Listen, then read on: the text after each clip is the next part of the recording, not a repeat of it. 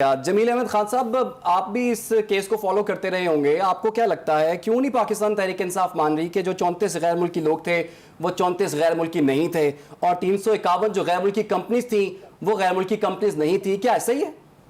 دیکھیں، ایک فورم جہاں کے ابتدائی طور پر اس کی ہونی چاہیے تھی انکوائری، جس کی کہ 8 سال تک انکوائری چلی تھی، جنہوں نے تمام شواہد اکٹھا کیے، جنہوں نے اس کو کمپائل کر کے اور پیش کر دیا۔ اب رہا سوال کہ دوسرے فریق کا یہ حق ہے کہ وہ اس سے ڈس ایگری کرے اور جو نیکسٹ فورم ہے اس پہ اس کو کانٹیسٹ کرے، جو کہ کر دیا دوسرے فریق نے، پی ٹی آئی نے۔ تو اب رہا سوال کہ اگر ہم یہاں بیٹھ کر صرف ہم یہ گفتگو کر سکتے ہیں کہ جو اسٹیٹ بینک کی ڈاکومنٹری پروف ہے یا جو بینک کی ڈاکومنٹری پروف ہے، اس کو کسی بھی صورت میں، چاہے وہ اس معاملے میں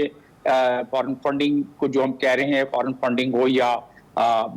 کچھ اور ہو، تو اگر ہم اس کی بات کر رہے ہیں اور اس میں اگر انہوں نے ڈاکومنٹری پروف آگے ہیں کچھ، اس کا ایویڈینشری ویلیو اس کی کیا ہو سکتی ہے کورابریشن کے ساتھ، وہ تو آگے جا کے مزید اس پر جب تفتیش ہوگی یا جب پروسیڈنگز ہوگی تو مزید بات اس پہ زیادہ مستحکم کورٹ کے جو ایڈمیٹیبل یا ایڈمیزیبل ایویڈنس ہے وہ بن سکتا ہے۔